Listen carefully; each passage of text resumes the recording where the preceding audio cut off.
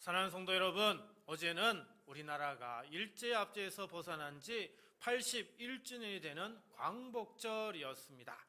광복이라는 말은 빛을 다시 찾았다라고 하는 뜻이죠.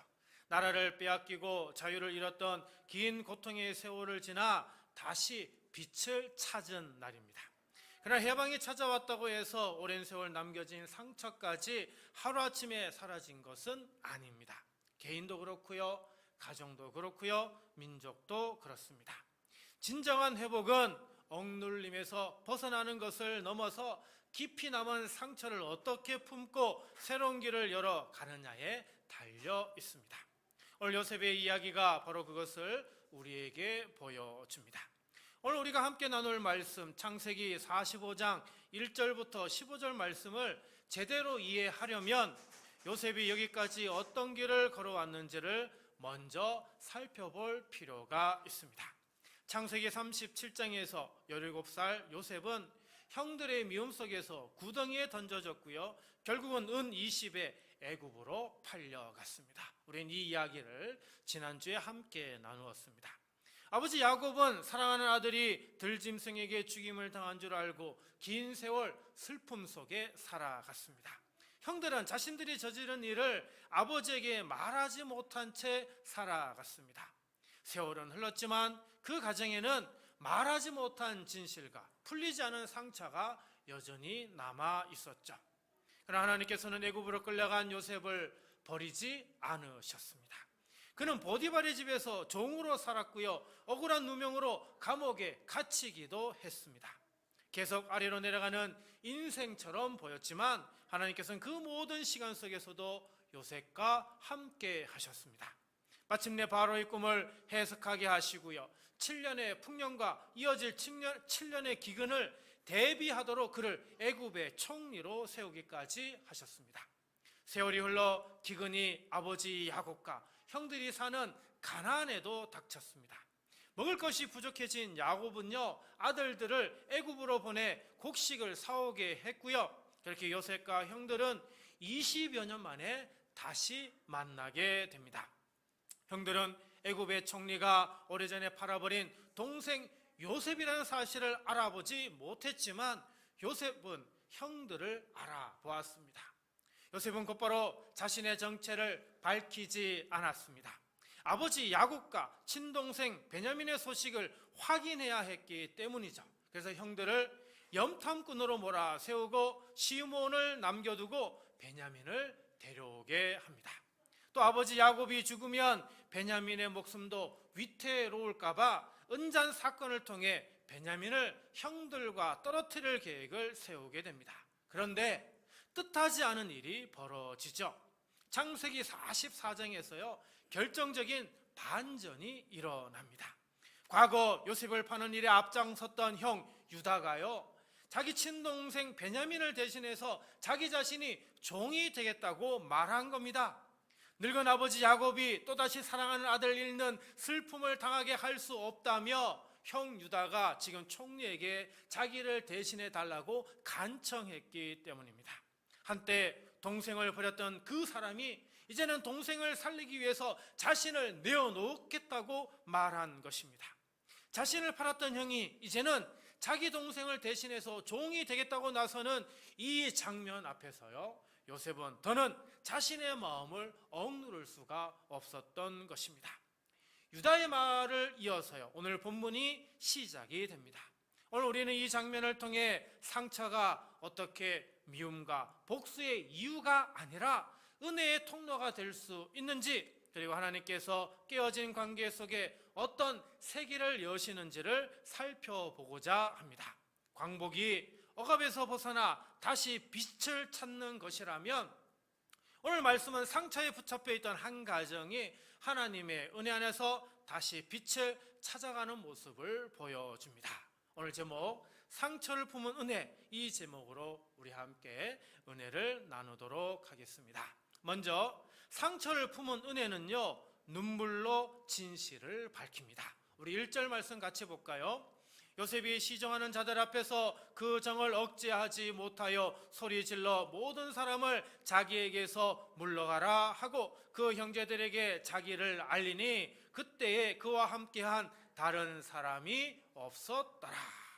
자, 요셉은 지금까지 형들을 알아보면서도 자신의 정체를 형들에게 감춰왔습니다. 하지만 자기 친동생 베냐민 대신에 자신이 종이 되겠다고 하는 형 유다의 그 말을 듣는 순간 자기에게 있었던 그 감정이 한꺼번에 터지게 됩니다.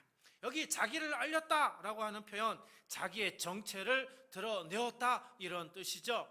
이제 애굽의 총리라는 신분 뒤에 자신을 감추지 않고요, 오래전에 팔려간 바로 그 동생 요셉으로 자신을 드러내게 됩니다. 근데 여기서 중요한 것은요, 요셉이 이 일을 많은 사람 앞에서 하지 않았다라고 하는 사실입니다. 그는 먼저 곁에 있던 애굽의 신하들, 애굽의 사람들을 모두 물러가게 했습니다. 요셉은 자기를 팔아버린 형들의 과거를 얼마든지 공개하고요, 그 형들의 그 잘못된 죄들을 부끄럽게 만들 수도 있었습니다. 그러나 요셉은 그렇게 하지 않았죠. 가족들만 있는 자리에서 먼저 자기를 알립니다. 진실은 밝혔지만 형들의 수치를 퍼뜨리지 않았던 겁니다. 이처럼 상처를 품은 은혜는요, 진실을 감추지 않으면서 그것을 보복의 무기로 사용하지 않는 겁니다. 2절입니다. 요셉이 큰 소리로 우니 애굽 사람에게 들리며 바로의 궁중에 들리더라. 여기 우니, 울다라고 하는 단어는 울음으로 울면서라는 그런 뜻이 있습니다.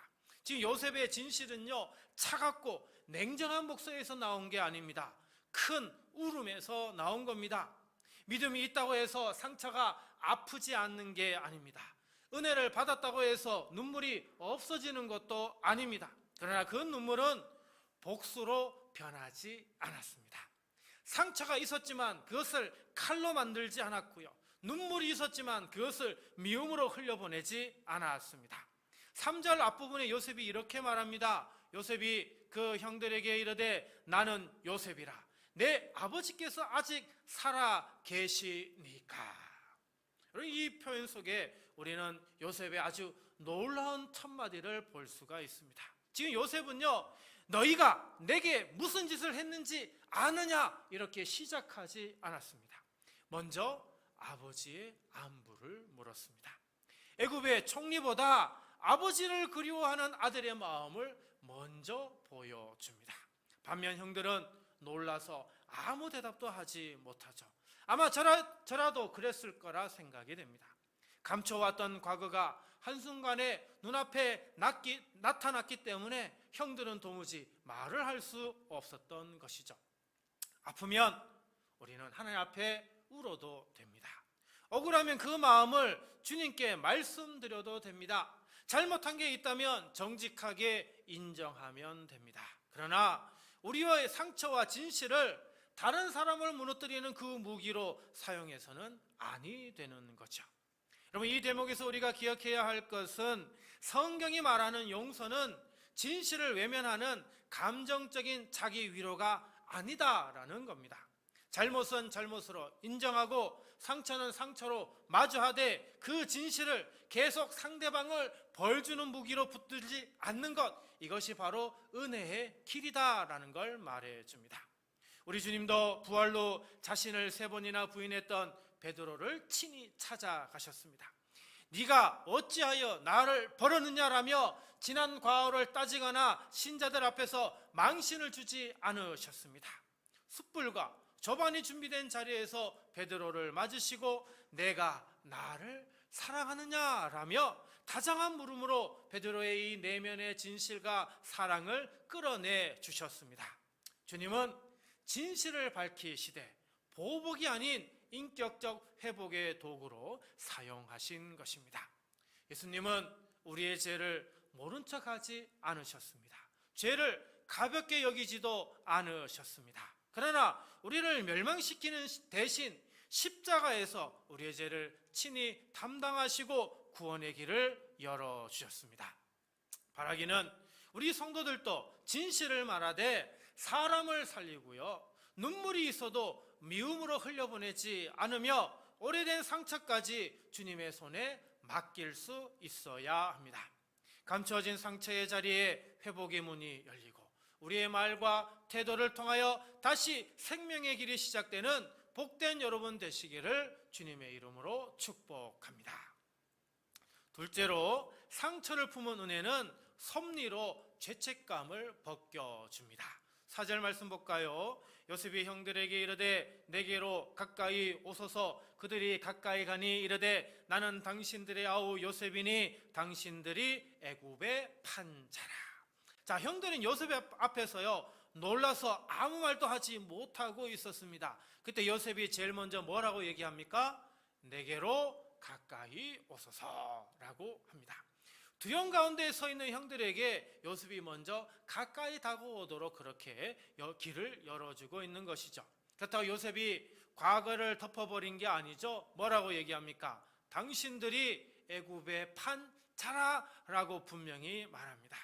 형들의 행동은 죄였고 요셉에게 깊은 상처를 남겼음을 지금 그대로 보여주고 있습니다. 그러나 요셉이 거기에서 멈춘 게 아니죠. 5절입니다. 당신들이 나를 이곳에 팔았다고 해서 근심하지 마소서, 한탄하지 마소서. 하나님이 생명을 구원하시려고 나를 당신들보다 먼저 보내셨나이다. 여기 보내셨다라고 하는 이 단어, 나를 보내셨다라는 그런 의미가 담겨져 있습니다. 요셉은 이 사건을 더 깊이 바라보고 있는 거죠. 당신들은 뭐라고요?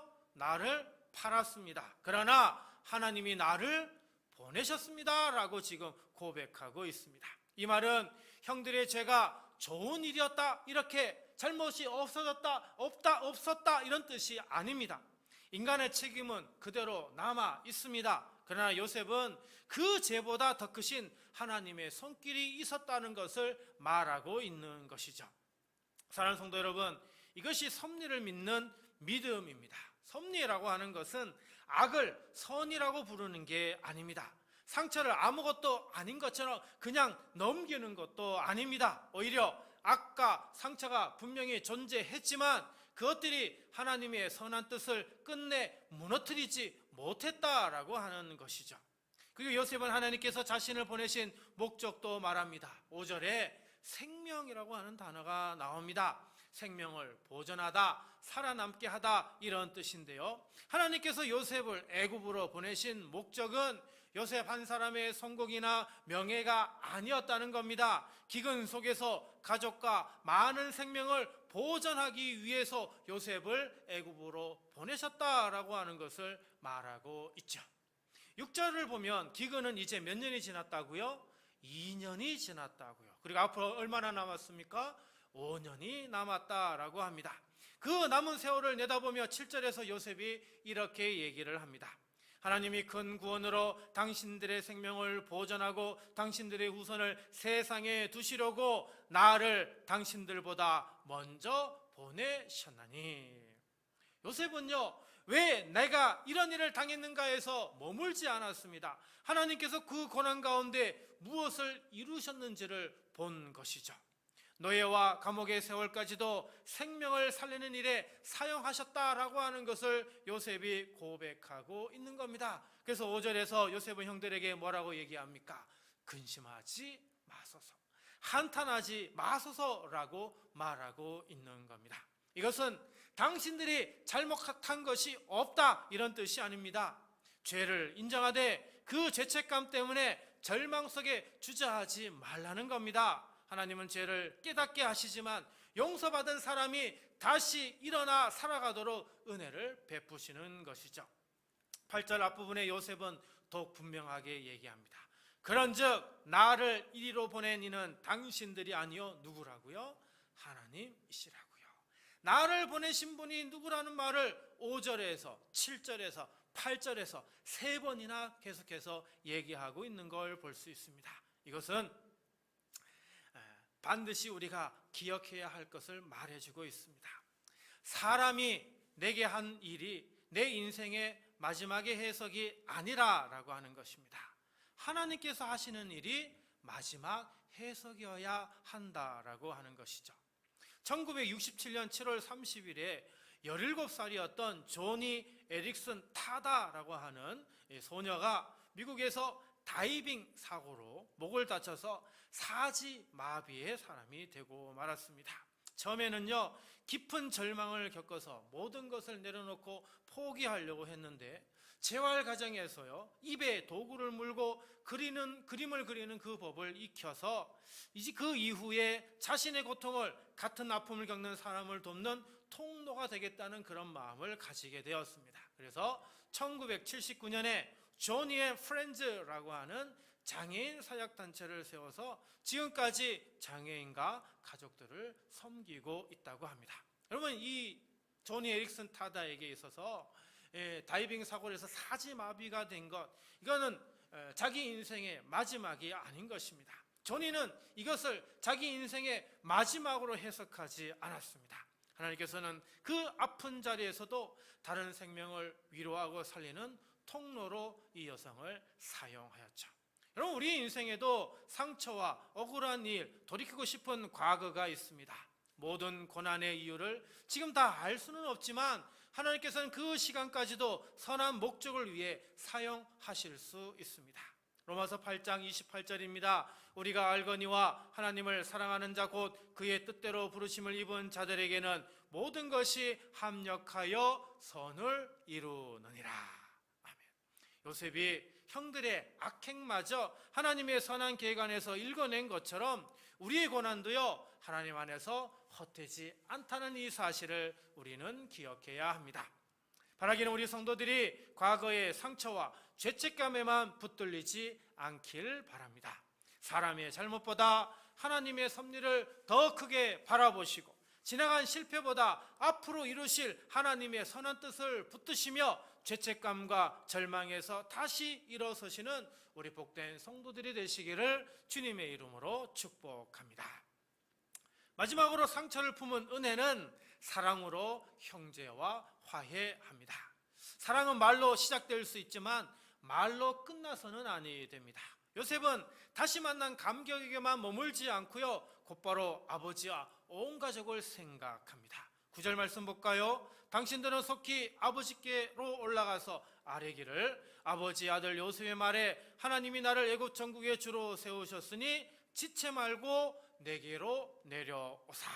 왜 그렇습니까? 아직 기근이 5년이나 남아있기 때문에 아버지가 잘 사실 수 있는 방법은 음식이 풍족하게 있는 애굽으로 오는 것이었죠. 10절에서 요셉은 가족이 고센 땅에 거주하게 될 것이라고 이미 모든 계획을 세워놓는 것을 볼 수가 있습니다. 그리고 11절에서 이렇게 약속합니다. 흉년이 아직 5해가 있으니 내가 거기서 아버지를 복량하리이다. 여기 복량하리이다 라고 하는 단어, 킬칼티라고 하는 단어인데 내가 복량하겠다, 내가 공급하겠다, 이런 뜻입니다. 단순히 좋은 말을 건네는 게 아니라 앞으로 남은 기간 동안에 가족에 필요한 모든 것을 자기가 실제로 공급하겠다 약속하고 있는 것이죠. 요셉의 화해는 감정에 머물지 않고요, 가족이 살아갈 길을 열어주는 행동으로 이어지는 걸 볼 수가 있습니다. 그런데 여기서 놀라운 것은 그 대상 가운데 자신을 팔아버린 그 형들도 있다라고 하는 사실입니다. 요셉은 하나님께 받은 권세와 재산을요, 복수가 아니라 가족을 살리는 데 사용을 했습니다. 잠언 10장 12절입니다. 미움은 다툼을 일으켜도 사랑은 모든 허물을 가리느니라.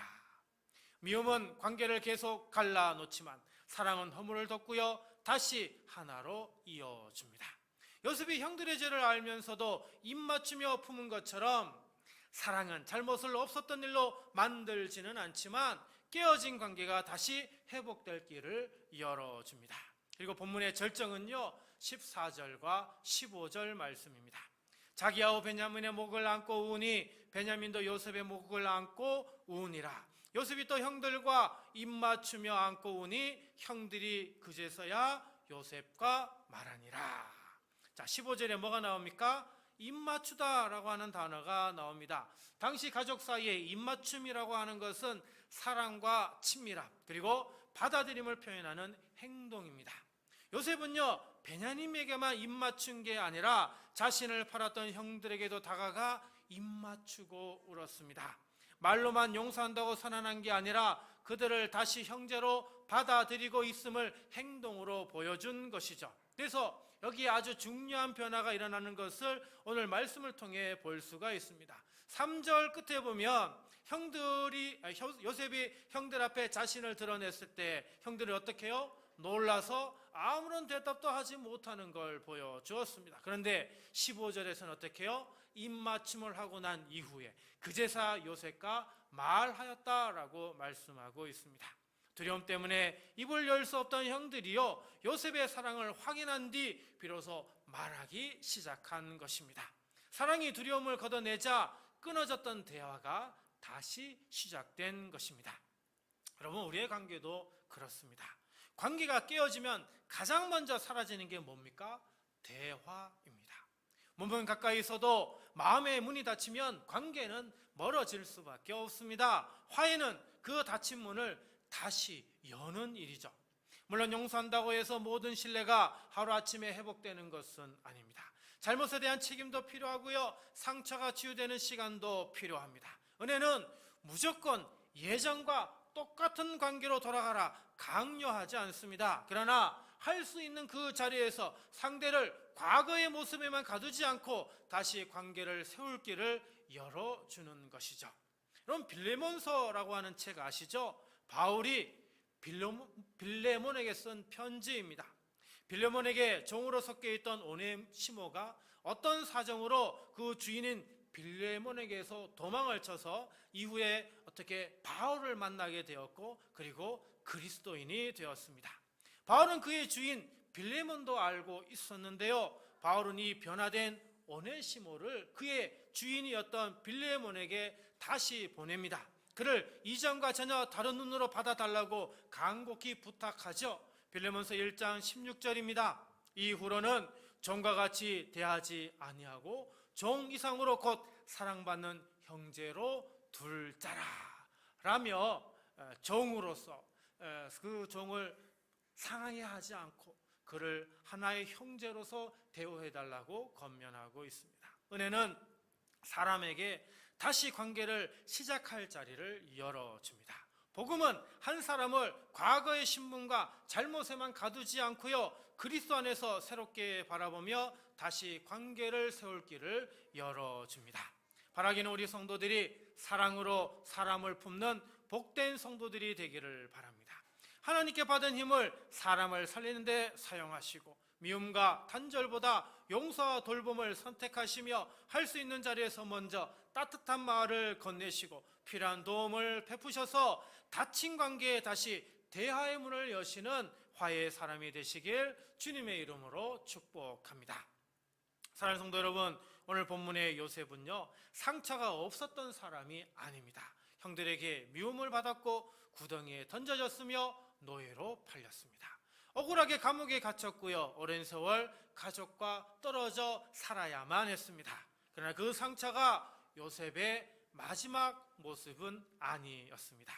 요셉은 상처를 감추지 않았습니다. 눈물로 진실을 밝혔지만 그 진실로 형들을 무너뜨리지 않았습니다.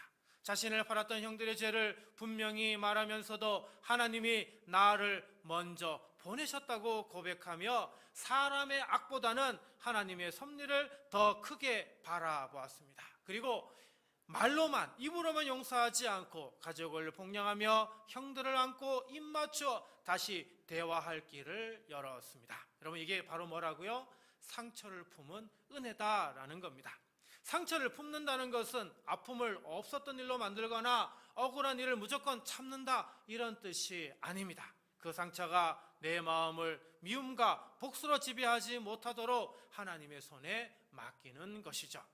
예수 그리스도께서 우리의 죄를 가볍게 여기지 않으셨습니다. 십자가에서 우리의 죄를 친히 담당하시고 하나님과 화목할 길을 열어주셨습니다. 우리는 그 은혜로 용서받고 하나님의 자녀가 되었습니다.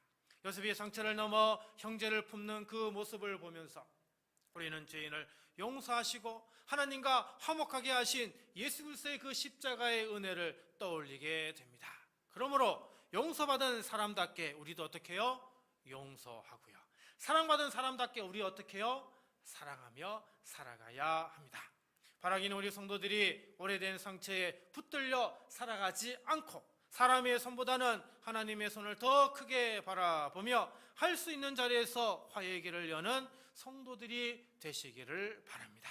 우리의 눈물이 미움이 아니라 회복의 통로가 되고 상처가 복수의 이로 남지 않고 하나님의 은혜 안에서 사랑과 생명의 통로로 쓰임받게 되시기를 주님의 이름으로 간절히 축원합니다.